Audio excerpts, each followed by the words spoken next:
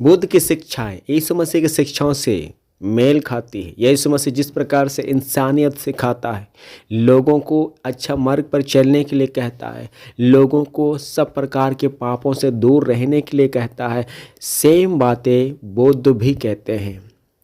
अब बताइए इनमें सच्चाई कौन है, हम किसको माने? बुद्ध की शिक्षा भी इंसानियत को ही बताती है, यीशु मसीह की शिक्षा को भी हम गलत नहीं कह सकते।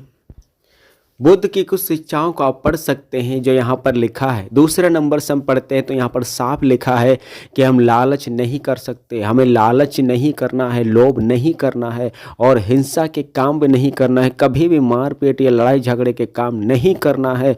और सेम बातें प्रभु यीशु मसीह भी हमें सिखाती है। अपने मुंह से गंदी बातें भी नहीं निकालना है। प्रभु यीशु मसीह ने कहा जो जो बातें तुम अपने मुंह से निकालोगे, निकम्मी बातें जो तुम अपने मुंह से निकालोगे, हर एक का लेखा तुम्हें देना पड़ेगा। सेम बात है, सोच के देखिए। और भी बहुत सारे पढ़ने को हमें मिलता है जो आप अगर डिटेल से पढ़िएगा तो आपको समझ में आ जाएगा। और भी बातों को हम देखते हैं कि लिखा है चोरी नहीं करना है, व्यभिचार नहीं करना है। जो प्रभु यीशु मसीह भी हमें यही बात सिखाते हैं। इसीलिए कभी कभी लोगों को कन्फ्यूज़न आ जाती है कि सारे देवी देवता एक ही तरह बात करते हैं, एक ही तरह शिक्षा देते हैं। इसीलिए लोग समझ में नहीं आता लोगों को कि क्या करे, किस पर विश्वास करे, किस पर नहीं करे। लेकिन मैं एक बात आप लोगों को बताना चाहता हूँ कि बहुत सारे देवी आए, बहुत सारे देवता आए, बहुत तरह की शिक्षाएं दी, बहुत तरह की बातें कहकर चला गया। लेकिन मैं आपको बताना चाहता हूँ यीशु मसीह में जो है एक चीज़ है, वो चीज़ किसी में भी नहीं है, कहीं पर भी नहीं है।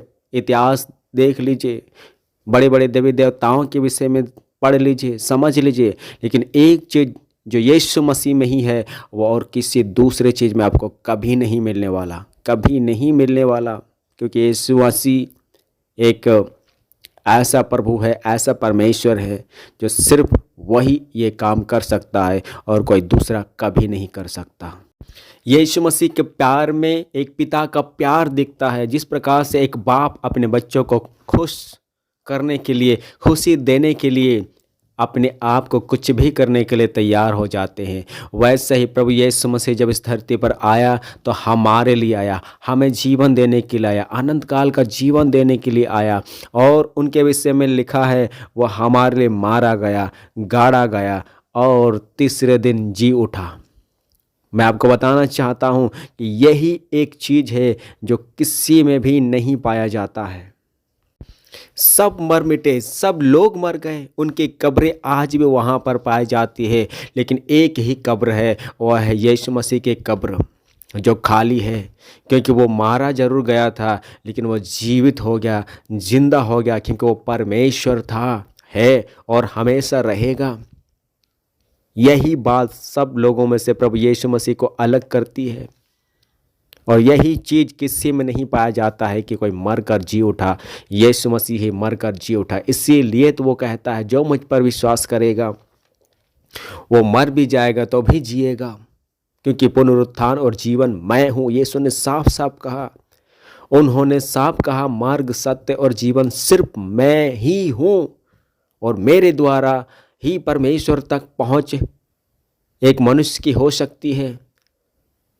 यीशु के बगैर स्वर्ग तक, परमेश्वर तक कोई भी नहीं पहुंच सकता।